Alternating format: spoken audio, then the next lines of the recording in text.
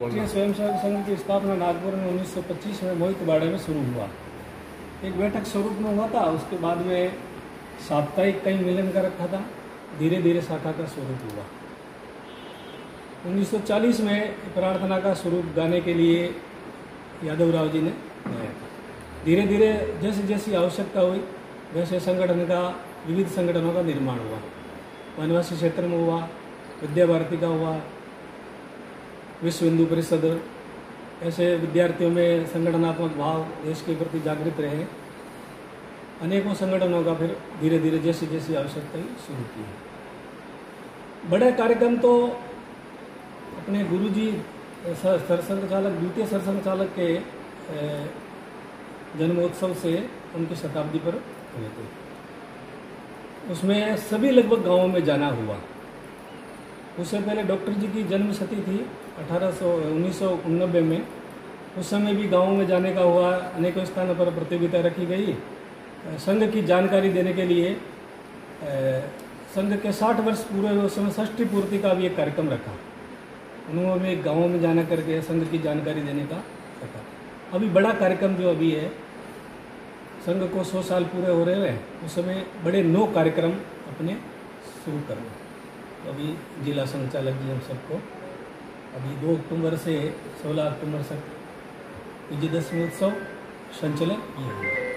इसकी जानकारी अपने जो अखंड नागौर जिला था, जिसको संघ दृष्टि से हम नागौर विभाग बोलते हैं, और संघ दृष्टि से उसमें 3 जिले बने हुए हैं, डीडवाना, मेड़ता और नागौर। इधर जायल से छोटी खाटू, सांजू, कुचेरा, खींवसर, ये नागौर जिले में आता है। नागौर जिले के अंदर हमने कार्य की दृष्टि से इनको छोटी छोटी इकाइयों में बांटा है। इसमें 5 खंड, 20 उपखंड, 5 खंड में 20 उपखंड और कुल 85 मंडल बनाए हुए हैं। लगभग 400 ग्राम इसके अंदर आते हैं। तो 85 मंडल में 113 स्थानों पर इस बार विजयदशमी के कार्यक्रम होंगे और लगभग 70 स्थानों पर संचलन के कार्यक्रम रहेंगे। और अपने नगर में, नगर की दृष्टि से 16 बस्तियों में नगर को बांटा हुआ है और सभी 16 स्थानों पर संचलन कार्यक्रम होंगे। उसको लेकर अभी सब जगह तैयारियां चल रही है। गणवेश बनाना, गणेश वितरित करना, नए लोगों को जोड़ना संघ के साथ। संघ के जब 100 वर्ष पूरे हो रहे हैं तो व्यापक रूप से संघ समाज के प्रत्येक क्षेत्र में पहुंचे। इसको लेकर ये जो प्रचार विभाग संघ का चल रहा है, शुरुआत में आपको मालूम होगा संघ प्रचार की तरफ था नहीं, लेकिन अब लगा समय के हिसाब से होना चाहिए। और आप लोगों का भी आग्रह था कि संघ कुछ सामने आके बताए, तो लगा तो ये भी शुरू हुआ। अब जब इस विजयदशमी से अगली विजयदशमी तक ये साल भर का जो कार्यक्रम शताब्दी वर्ष का रहेगा, उसमें कुल जो कार्यक्रम होने वाले हैं उसकी मैं आपको जानकारी दे देता हूँ। पहला कार्यक्रम तो विजयदशमी का है, जो 1 तारीख से 12 तारीख तक अलग अलग स्थानों पर मनाया जाएगा। उसके बाद में एक बड़ा कार्यक्रम, विश्व का सबसे बड़ा कार्यक्रम समझो, व्यापक गृह संपर्क। वैसे संघ ने राम जन्मभूमि के समय भी लगभग प्रत्येक घर तक पहुंचने का प्रयास किया है। इस बार कोई छूटे नहीं, ऐसा हमारा प्रयास रहेगा। यह चलेगा 1 से 16 नवंबर तक। अलग अलग टोलियां बनेगी, 2-2, 3-3 लोगों की, वो प्रत्येक घर तक जाएंगी। उनको संघ के विषय में बताना और संघ के बारे में अगर वो जानते तो उनकी क्या सोच है उस संबंध में बातचीत करना। और संघ जो अभी पंच परिवर्तन की बात कर रहा है, उस विषय पे भी उस परिवार के साथ बैठ के चर्चा करना। इसलिए इसे व्यापक गृह संपर्क का नाम हमने दिया है। वहाँ जाना क्या और जाके राम राम करके आना नहीं, वहाँ जाके बैठना, उनसे बातचीत करना, 15-20 मिनट उस परिवार को देना। उसके बाद में 7 से 14 दिसंबर तक प्रमुख जन गोष्ठी, जो समाज के विभिन्न वर्ग हैं उनमें प्रमुख लोग जिनमें समाज में जिनका प्रभाव रहता है, उन लोगों के साथ बैठ के बातचीत करना है। विषय वही संघ से लेकर संघ से समाज, संघ समाज के साथ कैसे जुड़े, संघ के क्या विचार हैं, उन लोगों के बीच में ये बातचीत करना। ये 7 से 14 दिसंबर। इसके बाद में चौथा कार्यक्रम रहेगा हिंदू सम्मेलन। ये 20 जनवरी 2026 से 10 फरवरी 2000 फरवरी तक रहने वाला है। 20 जनवरी से 10 फरवरी 2026 तक ये कार्यक्रम मंडल स्तर पे रहने वाले हैं।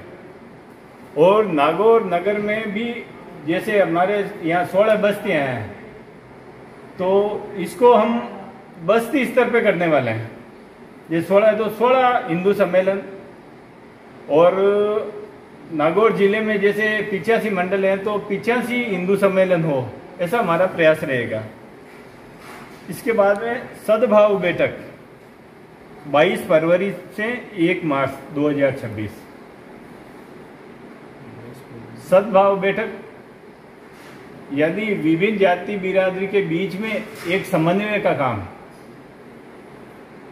अपन कहीं भी निकले तो जातिगत भावना से ऊपर उठ के राष्ट्रीय भावना हमारी रहे और जातियों में एक दूसरे के अंदर दुराव न रहे, जिसका परिणाम इस देश और समाज ने 1000 वर्षों तक भोगा है। तो वो दुराव न रहे, उसको लेकर सामाजिक सद्भाव बैठ के ये रहने वाली है 22 फरवरी से 1 मार्च तक। उसके बाद में 2 कार्यक्रम विद्यार्थियों के बीच में रहने वाले हैं। एक तो छोटे विद्यार्थी जो 10वीं तक होते हैं, इनको बाल शिविर का नाम दिया है। 11 से 19 जुलाई 2026 तक ये उनके बीच में रहने वाले हैं।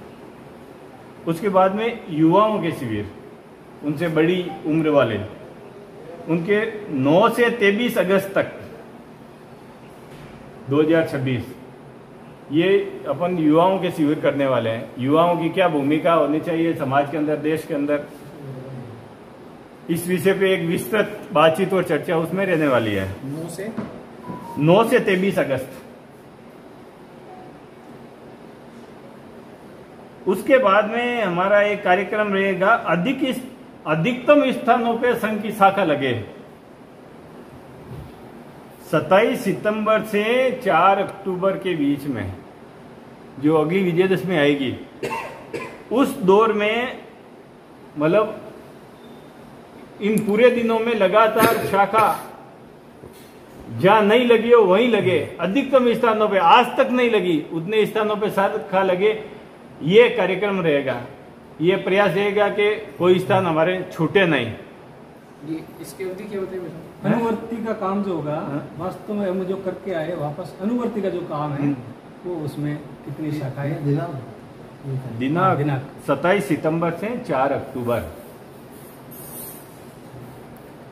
और इसके अलावा 2025 और 26 में ग्राम विकास को लेकर भी पूरे वर्ष भर गतिविधियां चलती रहेगी। उसमें एक निश्चित तारीख नहीं है।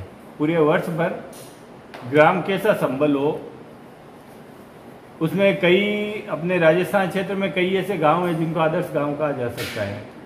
जैसे संघ की सोच है कि एक गांव में एक कुआं, एक शमशान और एक मंदिर सबके लिए खुला हो, उसमें कोई जातिगत भेद ना हो। ऐसे कई गांव हैं। उस दिशा में और आगे बढ़ने का इस साल भर में प्रयास किया जाएगा। ये कुल मिला के ये 9 कार्यक्रम इस साल भर चलने वाले हैं।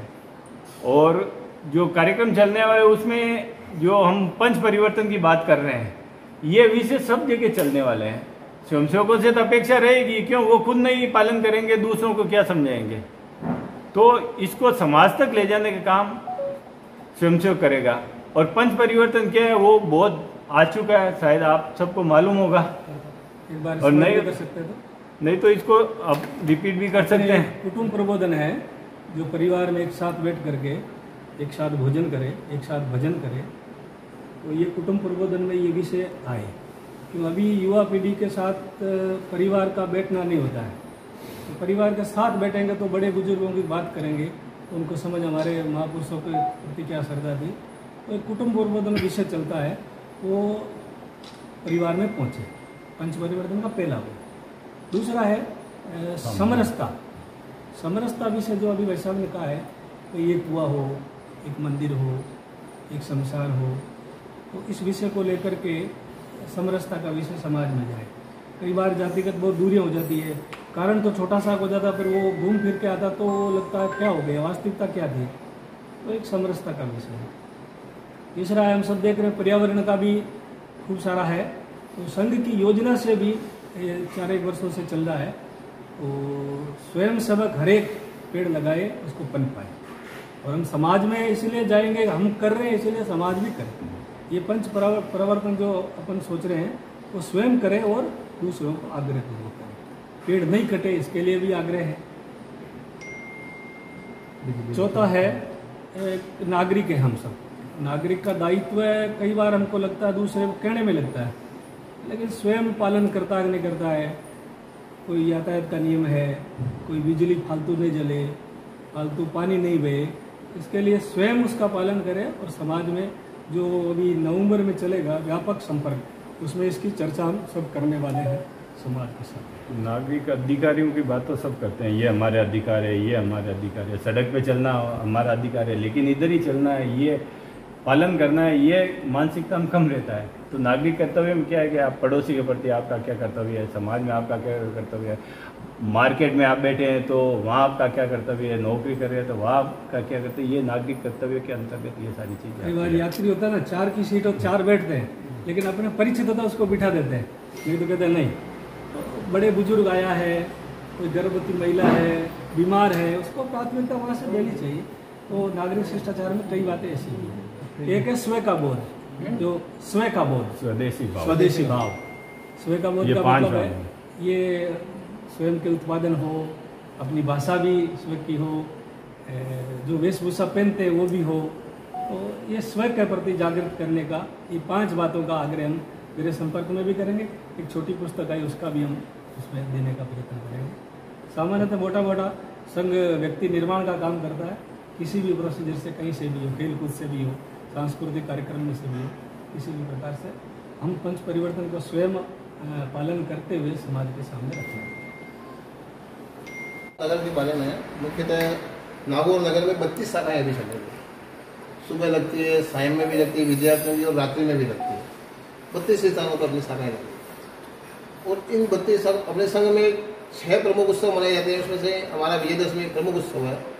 विजयदशमी उत्सव 2 अक्टूबर को पूरे नगर में हमने इनको 16 बस्तियों में बांट रखा है। नगर को 16 बस्तियों में 16 जगह से संचलन निकलेगा। रूट मार्च पर संचलन जिसे कहते हैं अपन, 16 रूट मार्च एक ही समय में निकलेगा। 10 बजे प्रारंभ होगा।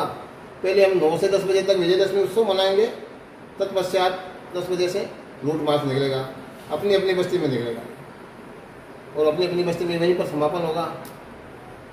मुख्यतः साल भर में जो बनने हैं कार्यक्रम, वो भाई साहब ने दोनों ने बताइए, वही पूरी हमारे नगर में भी सभी बस्तियों में पूर्णतः अक्सर से निश्चित रूप से मनाए जाएंगे। कई बार ऐसा लगता है कि ये बड़ा कार्यक्रम एक साथ क्यों नहीं करते हैं, तो इस बार हमारा बस्ती को मजबूत करने के लिए बस्ती में ही करना है। नहीं तो 5-7-10 संख्या बढ़ सकती थी, लेकिन वो बस्ती अपने आप में सफिशिएंट कैसे है, इसलिए बस्ती से करना है।